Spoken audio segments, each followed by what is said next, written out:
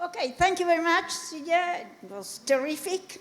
I have to say I don't want to go deeper in the other four scenarios.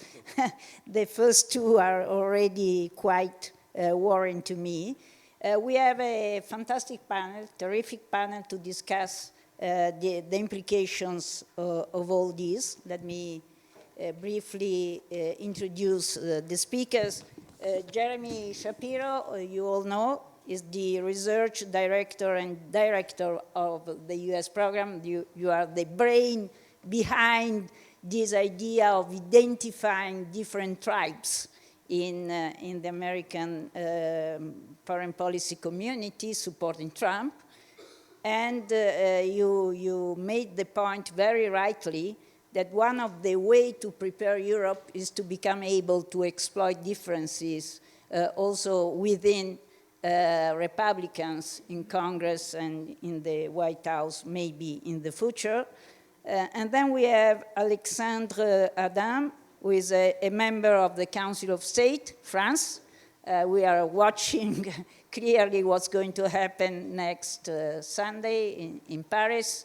We have two different scenarios in this case, or three maybe, but two of them are very relevant for the influence they will have in Europe, a hung parliament or a new form of cohabitation. We will see, but in any case, the impact on Europe will be really very relevant. And then Balázs Orbán, who is political director, Office of the Prime Minister, Hungary. You were telling me that you were in Kiev the other day with the Prime Minister. You are not in Moscow, which in such an audience is already something to be something commendable, if you wish. But you can tell us what is the real objective of your Prime Minister in this move. As we all know, Hungary has the presidency, the rotational presidency of the European Union, so it will be interesting to know from you which are the priorities of Mr. Orbán in a moment in which the European right, even before Trump, is already realigning. There is this new movement, the European Patriots, and it would be interesting to discuss the implications. I would suggest that we start from Jeremy, in any case, from the US. Clearly, we don't think, I hope we don't think as a community that Trump will be in any case there. So it's just for the sake of our discussion that we decide that Trump too is in the cards. But let's put ourselves in this situation. Trump too is there. Which are, in your view, Jeremy, the main differences as compared to 2016? Because after all, we already seen Trump in action. Is there any real motivation to think that this time it will be different, and how and why? Thanks, Marta, and thanks to everybody for absorbing our cartoons. I'm a little bit embarrassed that the AI answer is better than our entire policy brief, and it does seem to be a pretty rough description of this conference, although there weren't quite enough croissants. Yeah. In terms of I think you really hit, Marta, on maybe the most critical question, because in going around Europe a lot, I hear a lot of, generally speaking, people don't welcome a new Trump administration. There are some contrary views, but I would say that they very often refer to the experience of the first Trump administration and say, look, he said a lot of terrible things. He said we didn't appreciate his boorishness at international meetings. None of it was all that much fun, but actually, at the end, it wasn't a huge problem. Most of the things that he said he was going to do, pulling out of NATO, never happened. There were adults in the room that we could talk to, and actually the policies didn't change that much. And so that's what we'll do this time. Many of them feel like they have hit on the sort of the formula for dealing with him, which is to sort of flatter him with a good meeting, possibly rename a military base after him, and then, you know, try to move on with your life. I think that that is a very serious mistake, and it misunderstands the evolution, not just in Trump, primarily not in Trump, but in the Republican ecosystem around him.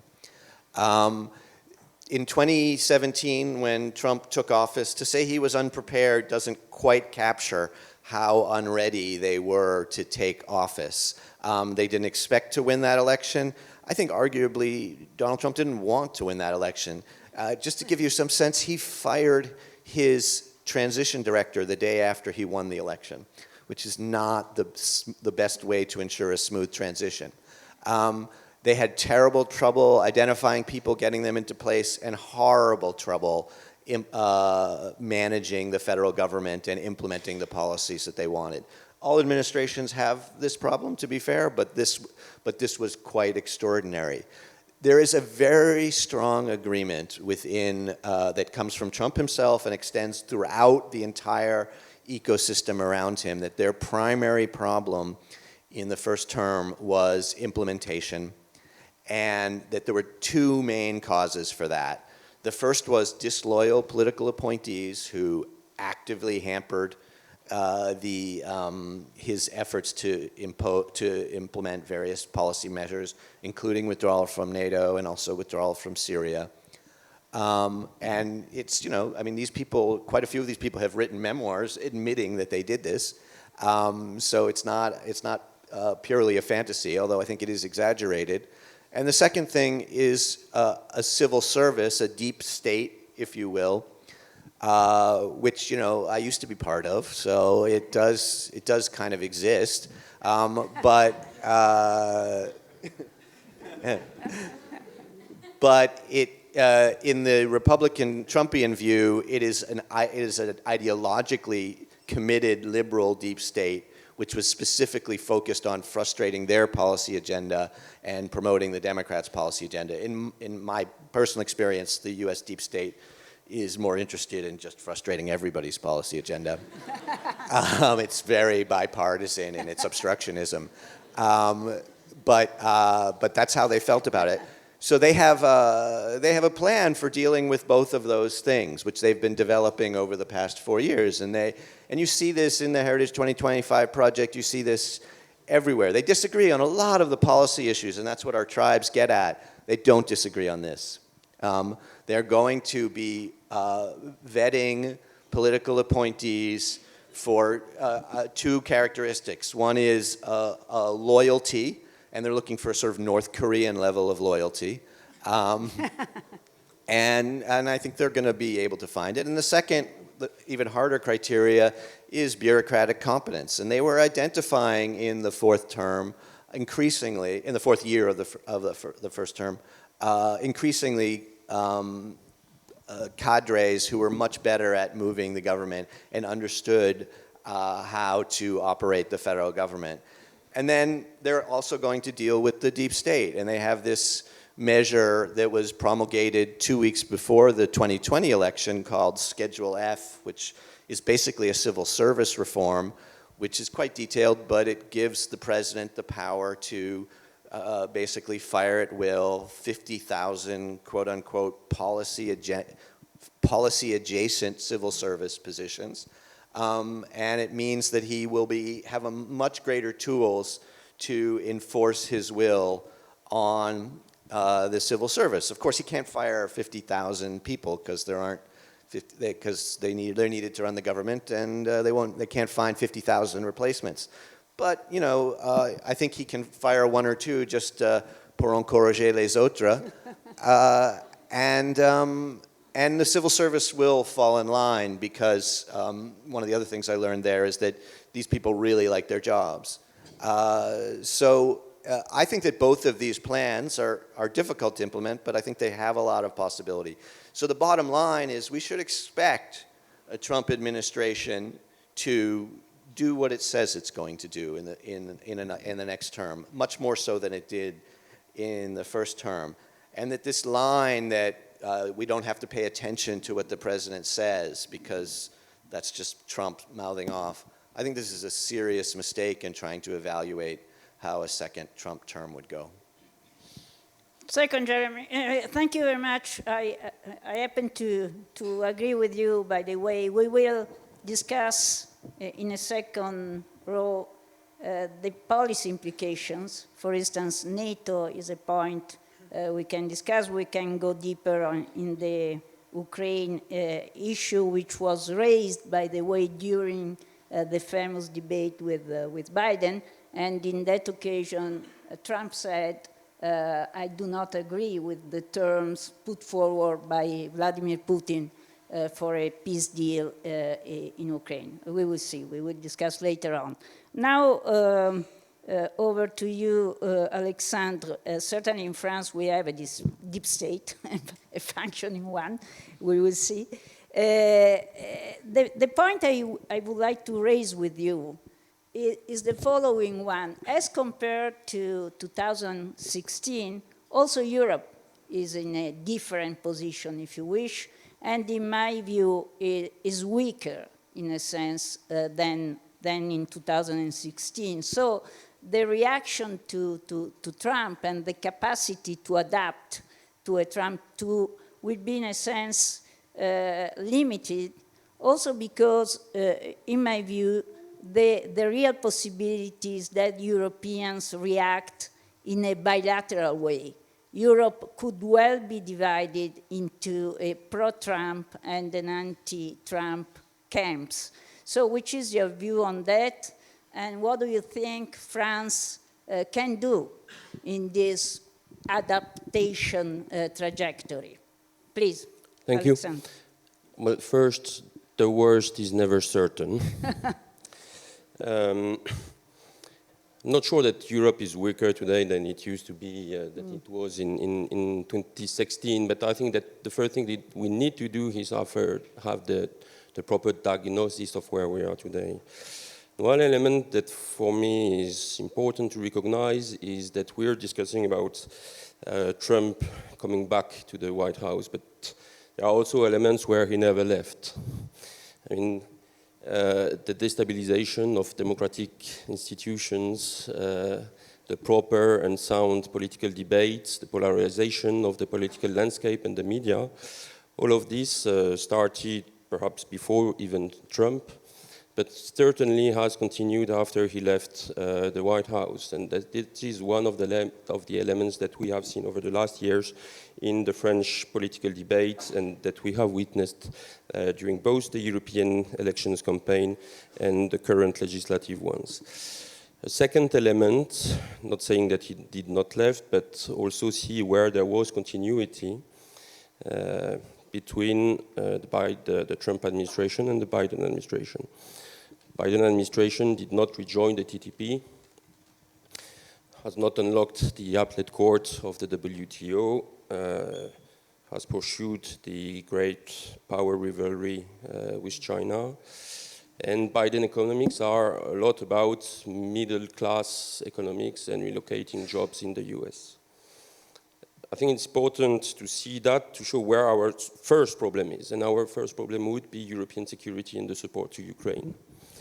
If we don't rank, I think, where we need to act really together as Europeans and see where the risks are, that would be, I think, a first element of division.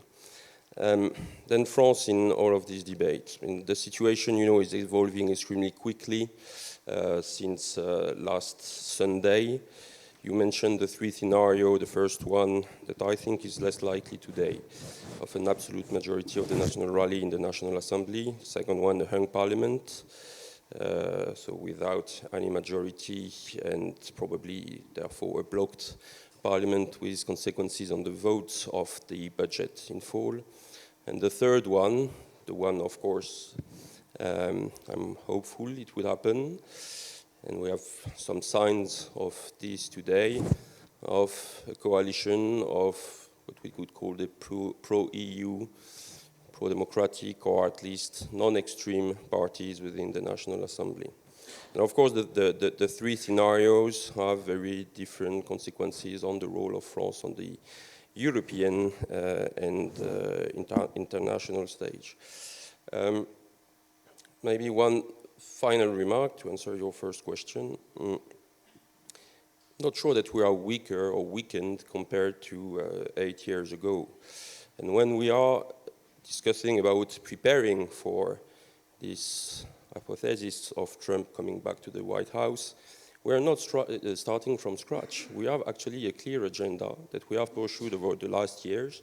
You can call it European strategic autonomy, etc. But in the awareness and the awareness that we need to reduce our dependencies, our vulnerabilities, to invest in European defense, the clarification actually of strategic autonomy that was allowed by the Russian aggression against Ukraine, that is the central role of NATO, but at the same time the necessity for Europeans to increase their spendings in defense, that is already part of this preparation. So we will not be deers in cars' headlights if this happens. We have been undergoing this preparation for quite a long time already. Yes, certainly you can see things that way, or you can decide that the weakening of France and Germany at the same time and the rise of an extreme right which is intent on using Europe and not any longer to leave Europe, but using Europe from inside and changing Europe from inside. In which sense? This is a very important point, I think, and I ask you if you can comment on that, Mr. Orban, because this is the key difference as compared to Brexit, for instance. The idea that you use the Europe you have to change it in a very profound way. And we will see there is a very interesting regrouping of the right in Europe, the new group formed by Mr. Orban. We will see whether it will be able to shape it. I also have the impression that we have two different rights. For instance, my Prime Minister, Meloni, is apparently on a different line, especially on how to deal with Ukraine and with the international situation at large. So please, can you comment on this? Thank you very much. Good afternoon, ladies and gentlemen. Thank you very much for having me. It's always a great privilege to be here and be many times the advocate of the devil. Yeah. And I would like to congratulate for you to put together this wonderful analysis. I think it's a very smart one. It's very rational. I have seen many familiar faces on the charts, many friends of mine, and I think you see a lot of you see correctly a lot of points. But the question what I have is about Europe. I think so. We Hungarians and Hungarian national conservatives think that Europe is and the European Union itself is a very smart construction, which can benefit all European nations. We don't see European Union as an ultimate goal or an end game. We see it as a toolkit through which European nations can live together peacefully, work together peacefully, provide security and prosperity for the citizens. But it's like it's a human construction, so it's not obvious that it's going to work in an autopilot mode. It's a very complicated structure, probably the most complicated political structure what we ever had on the European continent. So we have to put a lot of energy into maintaining this political structure and put a lot of energy into understanding each other's different perspectives. And European Union, as it was created, put together by the founding fathers, it was very good on that. But in the last years, things are changed. First and foremost, the Brits left. And from a political equilibrium point of view, United Kingdom played a very important role because they were always sovereigntists. They were always opposing generally the idea of supranational institution. And they were too big to be neglected. So they had, even the Brusselian elite had to take into consideration the British voice. So there was an equilibrium, an internal equilibrium, together with the Central European countries, the Brits, sometimes the Germans and the French together, sometimes with minor difficulties among them, but there was a power equilibrium there. And since the Brits left, this equilibrium disappeared. And since the Central European countries are divided on the issue of the war, it's very complicated to restore this power equilibrium and to counter the supranationalist agenda of Brussels. And this is what the problem of the national conservative forces and parties all over Europe. And this is why we all think that we should do something. And I agree with you that we are united, that we don't want to leave this institution. We want to change this institution. And for this, we have to be able to show unity and some kind of strength. If you're not able to do so, then we are, slide into little pieces and we can't have any influence on European decision-making. And what happened after the European parliamentary elections? I will be just very brief and don't go into the details. But if you look carefully, try to analyze carefully what happened in each and every country, so the majority of the European voters voted in favor of a change in a sense that they were dissatisfied with those political parties who were responsible for the status quo and for the decisions which were made in the last years. Sometimes they went to parties which are belonging to ID group, sometimes they went to parties which are belonging to ECR group, sometimes they went to parties which are belonging to EPP group. But honestly, if you ask a single German voter whether he or she is voted for CDU because he likes the general idea how Europe was managed in the last years, or the opposite, he or she voted in favor of CDU because he or she disagrees with European policies in the last years, that probably the answer would be the later one. So they voted for change. And what happened is that the Brusselian institutional structure is trying to bypass this will of the people, or try to create a structure in which the continuation of Brusselian leadership it's not affected by the European parliamentary election decisions. And this was the point where we Hungarians and all other parties realized that, okay, that's a task and that's a window of opportunity for us to get united, to reshape the political spectrum, be an opposition, if it's necessary, an internal opposition of the current leadership in Brussels, not letting them to set the political agenda, not letting the Commission to set the political agenda, try to take it back, have it in the Council, have it on the Council level, have it by the Prime Ministers, and try to change the course of the European Union. This is what's going on. We hope that this Patriots for Europe will be a successful initiative. I hope that in a couple of weeks' time, it will be the third largest political group in the European Parliament. It will be clearly opposing the next term of Ursula von der Leyen and the continuation of the failed policies of the last years. And I think for this reason, it will be the most attractive political force on the right side, because this starting point generates a lot of attention and generates a lot of support. So I hope that we could be a new gravitation point inside the European political spectrum. Thank you. A pro-European mind would reply that you tend to equate a national parliament with the European one, while in the European Parliament and in general in European institutions, the tendency is to form a consensus, not to have a ruling party and an opposition. But in any case, we will see.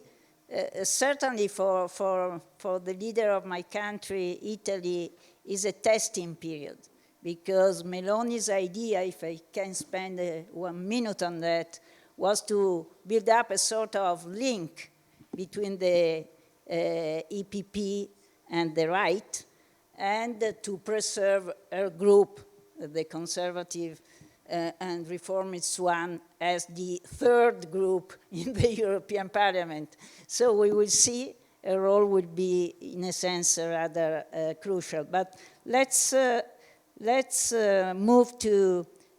No, if I may, I have a follow-up question to you. Sorry, you alluded to this illiberal international. Can you spend some more words on that? You are friends in Washington, and do you really think that, after all, Trump is elected on a America First idea? So do you think he will have the time and the will to build up something so international, in a sense? Actually, it wasn't in my mind before, but it's a very good idea, and I really like the name. So I will go to Washington next week to a NatCon conference. I will promote this idea there. Let's see what the reaction will be. But to skip the joking. So for conservative parties, it's always very hard to cooperate, because and very hard to build any kind of international alliance structure. It's because of our instinct, because our instinct is that we are representing a nation which has a historical root, it has a geopolitical interest structure, it has an own socio-cultural background, so therefore the interest can be different. And it's not a problem. If you are coming from the liberal camp, most probably you share the same universal values. It doesn't matter whether you were born in Shanghai, or DC, or Stockholm, or Budapest. And it's very easy to get united internationally on this ideological basis with 100% match. But it's not the case for national conservatives. So based on different nations' national interests, we will definitely disagree on some points. The question is, what can we do with that? Whether we can survive with that, whether we can work together with that, whether we can identify those points where, despite all the differences, we can work together and we can be together. And I agree with you that I think the American conservatives, Republicans, Trump, mainly from the Trump camp, they put a lot of energy. It's quite surprising for me as well. They put a lot of energy into identifying a transatlantic potential alliance structure. They discovered Hungary and some other countries and potential model countries. It's obviously cannot be taken seriously, completely different countries, completely different things. But it wasn't the case before on the American right side. They were always focusing on American issues and they were neglecting international issues. And the uniparty consensus was ruling over foreign policy issues. This time, I think it's different. And I don't see it as a threat for Europe. I see it as an opportunity for Europe as well. So because through different channels, but if Donald Trump comes back, there will be a European-American cooperation, probably through different channels, but there will be a type of cooperation. And I think many policy recommendations of the Trump team or President Trump himself can have a positive impact on European politics, leveling up the discussions on strategic autonomy, leveling up of defense spending, realizing that probably in the field of economy, we shouldn't be a follow-up mode with United States, because some of the decisions which are made by United States ROI are not only against the other competitors, but also against European industries. So why we Europeans are not responding in a proper way. So I think there will be a strong transatlantic cooperation if he comes back, but probably through different channels, and it could have a positive impact on European strategic thinking as well. We will become all more transactional, if I may say so, especially in the economic field, because a trade sort of war is in the cards. He's a deal maker. Yeah. I think the best American president that Europe can get is a deal maker. Let's see, in 2016 on, that was not exactly the case. A very brief follow-up, but really very brief, and then I will open to the debate. On Ukraine in particular, Jeremy, what do you think? It's a deal, what Trump has in mind, or what? Or just disengaging? It's always a deal that Trump has in mind. He has, very much wanted to win a Nobel Peace Prize, I think because Obama did it, which seems to be a lot of his motivations for a lot of things. And so that's the scenario that we created around Ukraine sort of derives from that and uses as a model the North Korean example that in Trump's first term, which was basically premised on the belief that if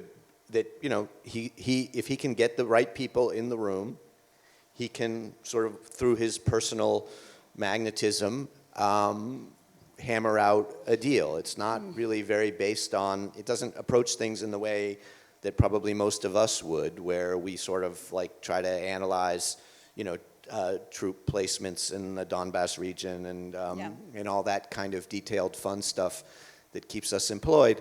But rather it's about big men making big decisions in big rooms. And so, the North Korean example didn't work. But and I wouldn't expect that the Ukraine example would work either. I think he could get these people in the room, but I don't know if you've been in the room with Putin, but it's not super helpful. Okay. So I think what ends up happening, and that's what happens in the scenario, is the fact of the meeting, and this is similar to the North Korean example, the fact of the meeting changes the political situation, and it changes, in particularly, it splits the European coalition on Ukraine. So even though the meeting itself fails, the ability to continue the previous Ukraine policy collapses as a result of just having had it. Yeah. And Alexander, on this, and also if I may, in case of cohabitation, really it's difficult to understand how much Macron could retain this sort of domaine réservé. There are different opinions on that. I'm reading different kind of stories, but apparently the powers of the president are not without constraints in foreign policy and security too. Alexander. That's true, but that's a question for Monday morning if the National Rally wins the elections. No, but that's true. I mean, we can, of course, imagine the worst, or at least in my opinion. Different probably for Balázs. That's life. Yeah, that's life. No, of course. But what I would like maybe to comment is rather this idea of liberal alliance, and Balázs Orbán alluded to the difficulty, to put together conservative and nationalist parties. I would like to take just one example with mottos. The motto of Trump being America First, and the motto of the Hungarian presidency of the Council being Make Europe Great Again, which equates to make Europe first. And when you put the two together, you already see that there can be a kind of a mismatch. But to give you just one example where, careful what you wish for also in the results of the French elections, but we'll give you one example for the presidency, the Hungarian presidency of the Council. One of your main priorities, and actually that I support, is enlargement to the Western Balkans, making it top of the agenda. If the National Rally comes to the Prime Minister office, I'm afraid that you can forget this priority, because the debate would be over. It would be one of, I think, the first elements.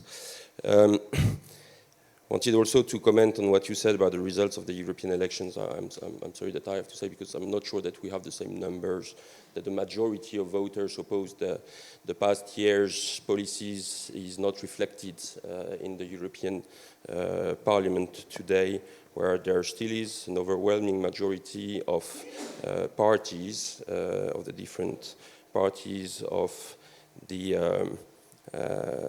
let's say, coalition, outcoming coalition that were re-elected. But finally, I will answer your question. In the case of cohabitation, we have no precedent in the French constitutional history of the last decades, because when we had those cohabitations, the three ones, we had parties who had, I would say, a long-term view of French interests and principles on the international stage and European stage, and most of all, both wanting to pursue the European project. You can call it supranationalist. I'm not sure that in France we would actually describe it this way.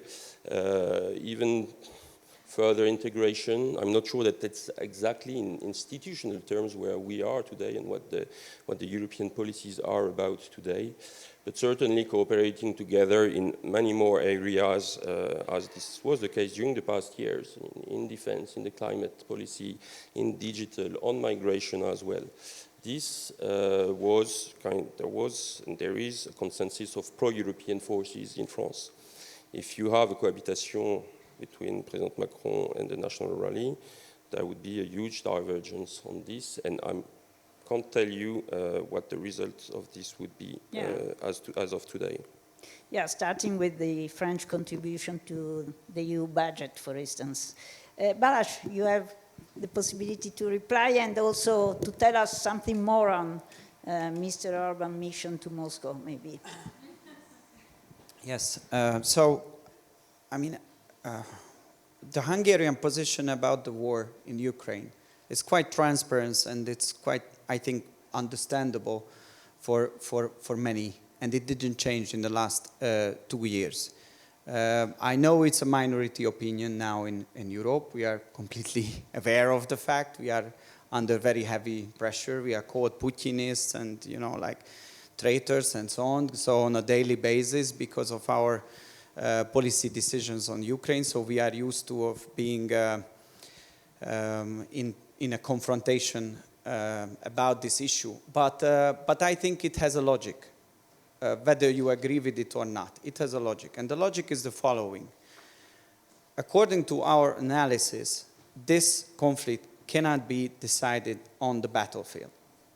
So it should be decided and it should be finished by the negotiation tables, whether we like it or not. There will be no clear winning side and losing side. And in the meantime, thousands and thousands of people are dying on the daily basis. So the most important priority for the Hungarian government is to help to bring us closer to a kind of a peace, a kind of a finish of shooting each other, so to put it so simple. And we are a small country, we are not a decisive factor in that, we understand it very well. We understand that we have a cohabitation now in the European Council because many times 26 member states wants to go to another direction. They have another strategy about the war, and we have to live together. We have to find the ways out. This is what we've done in the last 2 years. But the Hungarian position is still what it was at the first day of the war. And for this reason, we hope that there is always a possibility of peace, restoring communication, making diplomacy. And this is why my Prime Minister made the decision to visit Kiev and then to visit Moscow. He doesn't have any mandate from the European side. It's a Hungarian initiative. He wants to collect all information from Kiev and Moscow, and he wants to report them back to Brussels and to all the capitals of Europe to understand what are the possibilities of a short-term ceasefire, whether there is a possibility of short-term ceasefire. And I just want to have, so this is why he is he is making this peace mission, and this is why the Hungarian diplomacy is acting on a daily basis into that direction. Just one reflection on what you in your analysis did or portrayed as a possible scenario. I think it's a very likely scenario. And I think there is a European problem, whether we agree on the geopolitical aspects on the war or not. Is this exactly what you portrayed? That it can happen that if Trump is reelected, or if Biden or somebody else from the Democrats remain in power, that the United States makes a decision that, that this war is not anymore an American interest. But the American interest is the other way around, finish this war. And then we Europeans, all of us, will be left alone. And then we have to pay the price, and we have to deal with Ukraine, and we have to deal with the mass, what is there. And then we have to figure out how to deal with the bad economic and energy and other consequences of the war. And this is, whether we agree or disagree with the Hungarian position, this is a real threat. And we Europeans should be able to have an answer to that. And this is why my Prime Minister thinks that if there is a slight little possibility of a short-term ceasefire, what can be achieved by Europeans, can be initiated by European forces, then use it. Use it as an opportunity, because if things are changing, then we were not in the driving seat anymore. Again, unfortunately. Thank you, Balázs. Let's see whether someone in the audience has another view of the end result of the Ukrainian crisis. Please, is there someone who is distributing mics?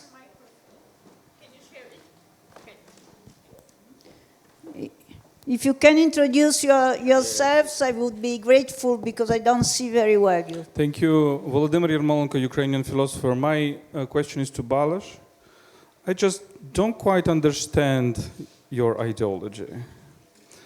Because you say you're patriot, conservative, sovereignist. But then we see the power who is destroying all sovereignty.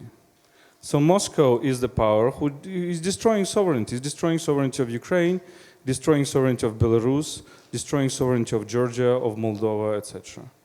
And you are now talking about peace, sounding like a perfect left-wing pacifist. But you are supposed to defend sovereignty. And I believe that Melonian example is much more coherent, because conservatives, sovereignty is our priority. We defend sovereignty of nation state, sovereignty of Europe. Can you explain this? Yeah, please, you have the floor. Thank you very much. So for us and for all the national conservative forces, sovereignty is important. Sovereignty for each and every country is important. This is why dozens of times we declared the importance of sovereignty of Ukraine in this conflict. The question is not about this. The question is not theological, sorry to say that. It's very much practical. And what is happening now in this conflict? It started more than 2 years ago. Approximately 1 million people died on both sides. Russia has more territories than on the first occupied than on the first day. Millions of people left the country. Financially, there are serious troubles. Europe is suffering, the middle class is going down, energy prices are skyrocketing, inflation rate was as high as we could never imagine. European companies are losing competitiveness because of high energy prices. So it's like, for us, Hungarians, it's not a theoretical question. Of course, sovereignty is important, and decisions cannot be made without the nations. And the Ukrainians have to right to think it differently, and they have to right to make a choice and to decide to continue fighting. It's their sovereignty decision. Who am I to judge it? I can only talk about the Hungarian perspective, which is part of the European, one piece of the European perspective. But from us, it's a very pragmatic issue. I don't see what we Europeans can achieve through the continuation of this war. What we want, what is the strategy? We initiated on the council level last year, after the failure of the Ukrainian counter-offensive, strategic, recalculation, or at least start a discussion about what are our goals, what do we want to achieve, how we want to achieve it, how much money should we spend, what happens if our American friends prioritizing in a different way. But we were rejected. Everybody said that, no, we should have the autopilot mode. We figured out the strategy in the first 3 months of the war. We should keep pushing it harder. We understand that we have a minority position inside. We can live with it. But it's also our sovereignty to have the right to make a decision and make diplomatic moves to prove that there is an alternative or a different way of seeing things. And let's see how this conflict and how the narrative about this conflict will look like in 5 years' time. The problem, I have to say, is that the alternative is not so clear, unfortunately. Please, down there, and then here.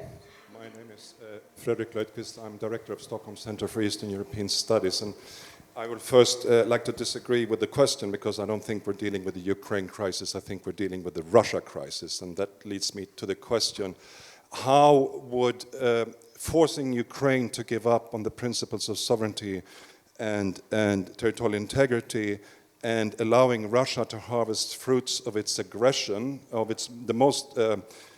the largest military aggression coupled with in Europe since the Second World War, and coupled with nuclear blackmail, why would this be labeled peace, and why would this be escalatory or de-escalatory, and wouldn't it rather be escalatory to how is that, and what kind of Europe is left then? Thank you. I will collect the other questions, please. Okay. Thank you very much. Ilke Teuger, the Director of Global Policy Center based here in Spain. I have a question for Mr. Orban as well, because I'm really puzzled with this portraying of Brussels elites as the source of instability and not fulfilling the wishes of the citizens. Nobody here needs a lecture on EU institutions, but we all know that, including the Commission, the commissioners themselves, the Council, European Council, and the European Parliament are elected by the national governments, national parties, and national representatives of the citizens. Explaining this is like the way you did, is just discrediting the European Union itself. And I really wonder, what is your concrete proposal? Do you want to take away the starting initiative right away from the Commission? What kind of an institutional setup does the new right has? And connecting this to foreign policy, what kind of changes do you foresee concretely in European foreign policy moving forward with the impact of what you call the new right or the national conservatives' impact in the European Parliament? Thank you. Okay, thanks. I have two other questions here on the right. Thank you. Katarzyna Pisarska, I'm the chair of the Warsaw Security Forum. Mr. Balash, you really entertained us. Thank you for that. I just wanted to ask you, give us 3 reasons, except the money, why Hungary is still in the European Union. 3 reasons. I would love to hear that. Why do you think it's valuable to be a member of the European Union?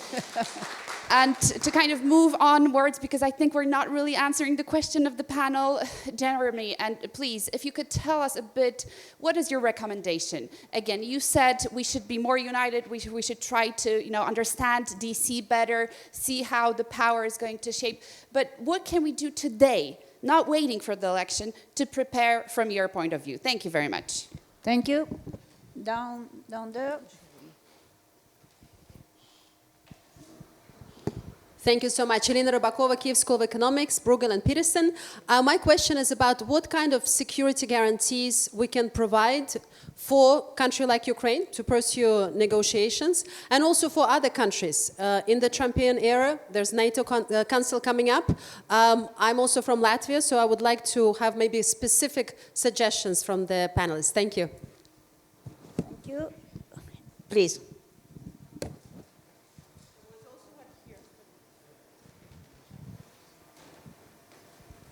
Hi, Tomáš Valášek, Slovak, Member of Parliament. With apologies to Jeremy and Alexander, my question is also for Mr. Orban. If I heard you right, essentially what you argue is that sovereignty is important, even sacred, until, of course, it becomes difficult and expensive to defend, at which point it ceases to be important. And the trouble with that argument is, of course, that it's the sovereignty and possibly the existence of Ukraine that's been sort of tossed under the bus here now. The question becomes what happens if the sovereignty of other EU member states is challenged.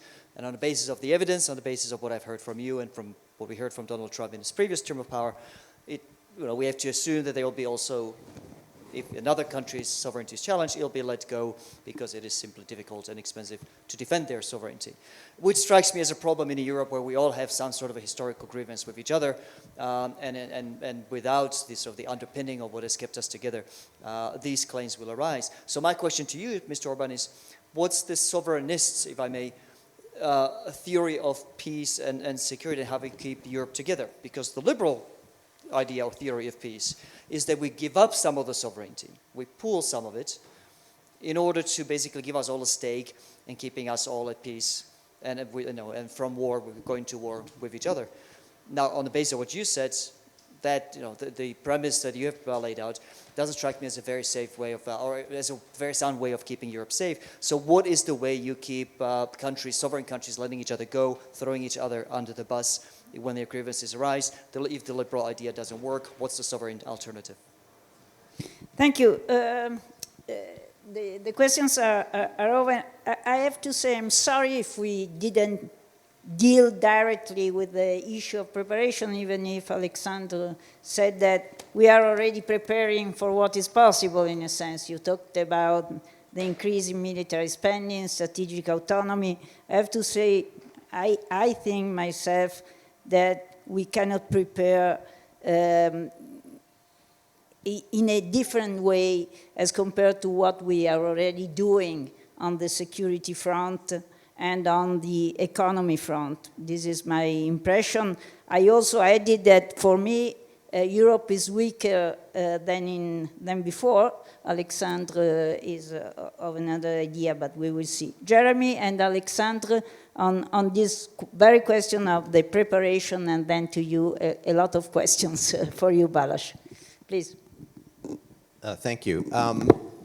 So, it's not a coincidence, it's not a mistake that we put Balázs Orban on this panel, I think, because what we were trying to do, okay, maybe what I was trying to do, was to show some of the ways in which Europeans really do split over reacting to Trump, which is super important, because you ask about preparation, you ask, and of course, as everybody sort of constantly says, unity is the most essential preparation. But if anybody from Washington was watching this conversation, if anybody who is going to be in the Trump administration was watching this conversation, they would very quickly conclude that Europe is not a problem. Frankly, the Biden administration would conclude that too, because you would rather talk about the philosophy of sovereignty than talking about how to deal with some very real problems about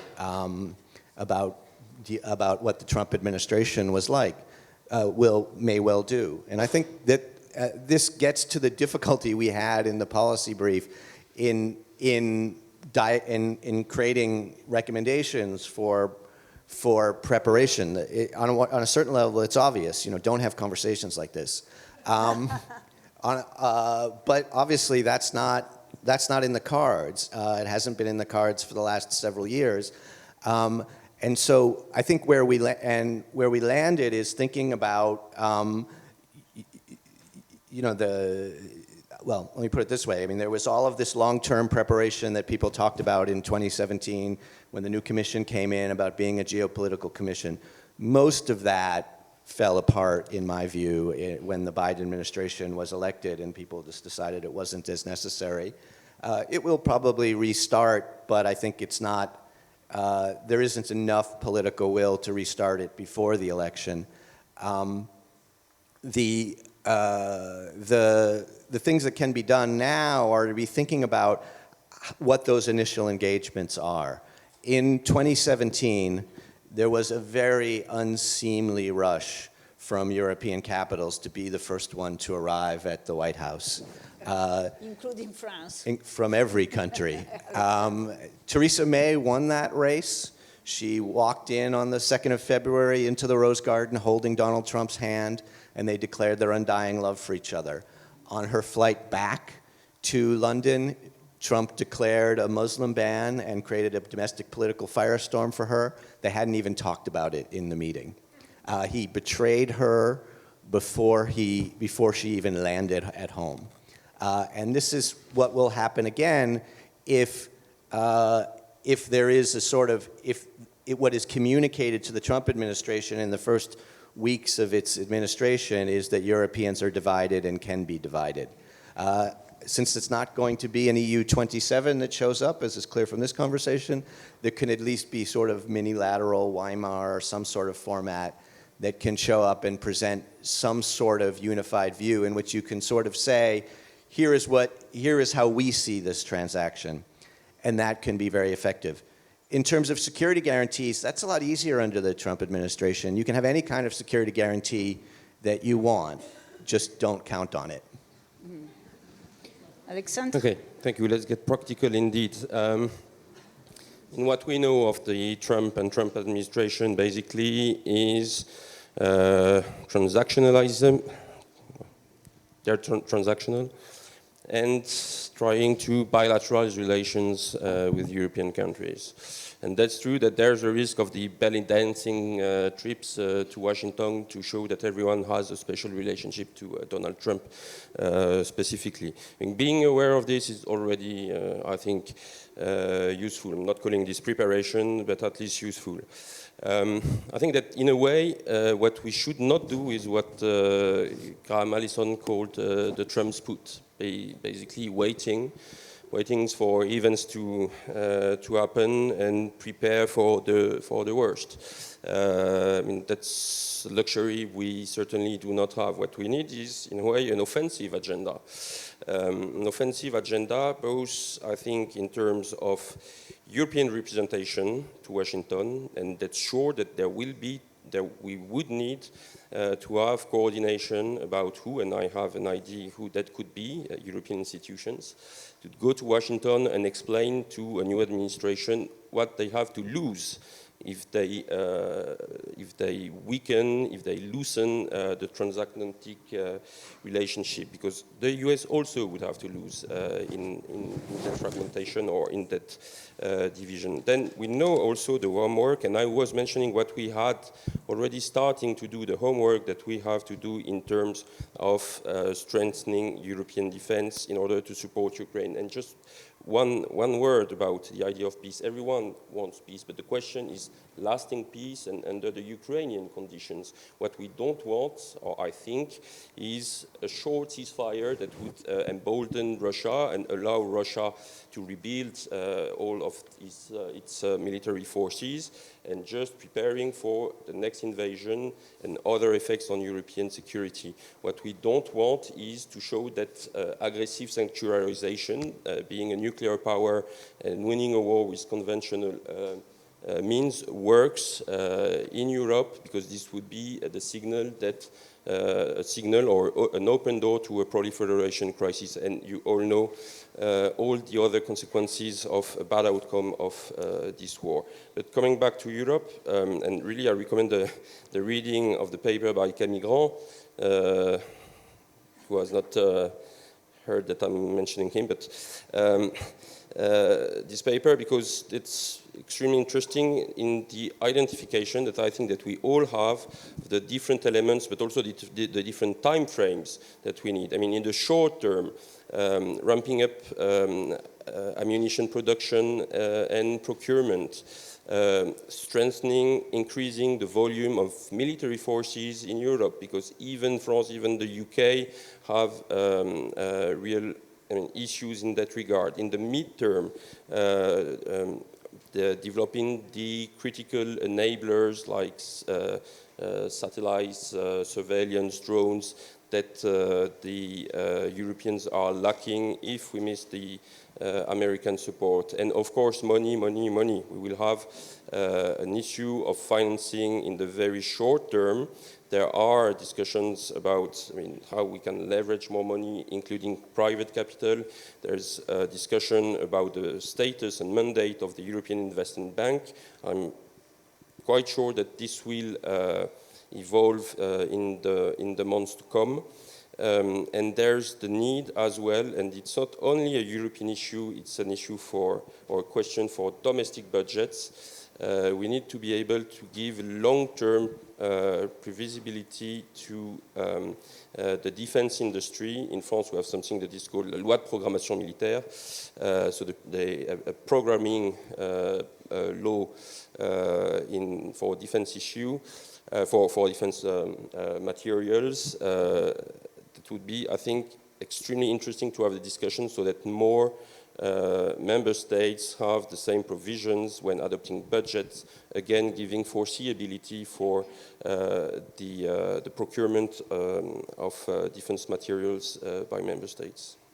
Yeah, we never mentioned China. And one last element, because this is really the news.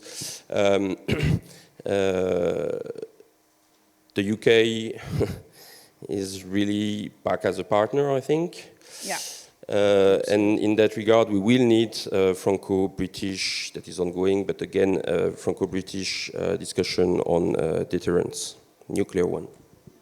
Thank you, Balázs. You have a lot of questions on addressed to Thank you very much. I try to be as brief concise, as it is possible. Yeah. I'm in a very complicated situation because you are so welcoming with me always, and I don't want to keep shocking you with my answers. So, I try to formulate in a way which is acceptable, probably at least partly for you as well. First of all, about the Ukraine question. And then about the Ukraine question in that perspective, that how we can achieve peace. So first, I understand that it's a completely different mindset. But according to our understanding, this is not our war. This is their war. This is a Russian-Ukrainian war which has nothing to do with at least Hungary. We are not involved in that conflict. Ukrainians are not fighting for us. They are fighting for themselves. So this is a completely different mindset. I understand it's shocking to hear this for you because I know that the current mainstream is completely different. But this is how we see the conflict. And they should be responsible for their sovereign decisions. But since they are not member of NATO, since they are not member of European Union, now, our first and foremost responsibility should be to be a loyal and active NATO members and be a loyal and active European Union members. So this is the reason why we say that NATO is a very important defense organization. There are requirements which have to be fulfilled. Hungary is a front runner in that. We are doing our job. We think it's important to have a strong NATO in Europe as well, and a strong European defense industry, and a strong European capability of defending ourselves without the help of our American friends. But what is happening outside the territory of NATO is something different. And this is a completely different starting point. But if you imagine that it can happen, that somebody is saying that the war which is going on, it's not our war, it's their war, then you have separated yourself from the conflict, which is needed to happen if you want clear-cut and a cool-minded political analysis of that. If you identify yourself as part of the conflict, obviously, the strategy should be different. But we are not identifying ourselves in that way. And about very shortly about the peace. So it's not the first time when it happens that there is a conflict on the world where there is no clear winning or losing side. It happens several times. And if we analyze these examples carefully, we realize that in every occasion when there is no clear winning and losing side, the fight can only end in a different way than it can end if there is a clear winning and losing side. Second World War, there was a clear winning side. They dictated the terms. There was the police ban. The losing side had to agree on. But in different conflicts, but this wasn't the case, it goes the other way around. And this is the Hungarian approach. So it's like if somebody says that he knows that what the detailed, peace plan should be accepted on this day, since the last day we were shooting each other, it's not going to work. No one will able to come up with a proper and detailed peace plan and, sit down with the parties and after 2 hours of negotiation tell them that, look, if you sign this, then it's over. It's not going to happen. So in this conflict, it goes always other way around. First, stop killing each other. Short-term ceasefire. And I don't think that your argument is a strong argument because, I don't think that in 2 weeks' time or 2 months' time, Russian army can make the preparation what they were not able to do in 2 years' time. So I wouldn't be afraid of short-term ceasefire. If we achieve short-term ceasefire, then it's a window of opportunity where we can negotiate. And it's going to be a very complicated and very hard negotiation. But this is, if somebody takes peace seriously, then this is how you can achieve that. And my concern is everybody is talking about peace in Europe, but no one takes it seriously because everybody wants to come up with the detailed peace plan, which is like this, accepted by all parties. It's not going to happen. And about Europe, and this is my last point. So, people are living on this, in the modern era, in the European continent for like 3,000 years. And in this 2,000 or 3,000 years, this group of people who were living on this continent, they were always looking for ways of cooperations. And there were different structures of this cooperation. Now, since the end of the Second World War, we have a structure which is called European Union. Yeah. And it's a very effective because we can manage all our conflicts without going into war against each other. In previous times, when France and Germany had conflicts, they went into war with each other, and this is how they manage things. Now, they have discussions at the negotiations table. It's much better. European Union as such is a very good idea. It's not, we cannot take it granted. We have to work on it. It can fail. It can disappear. I hope it's not going to disappear, but we all have to be actively engaged. And my point is that this is why treaties have to be taken seriously. If the Commission is saying that they are political commission or geopolitical commission, it means that they want to dictate the political agenda. And I think European Union as such, as a structure, wasn't prepared, wasn't created for this.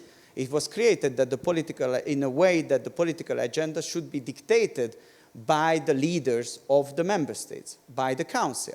And nowadays, what is happening is the Commission is trying to take over this role. And this is a potential risk for further integration. So we have to change the course and bring it back. Thank you very much. The real challenge is whether Trump 2 will provoke fragmentation and bilateralization or a positive reaction. it's very risky fragmentation nowadays. We have Russia, we have China in front of us, so let's be careful about what we are looking for. We need a stronger Europe, this is for certain, and we need policy recommendation by the European Council for Foreign Relations. So please, come here and conclude this wonderful session, and let's join me in applauding our guests.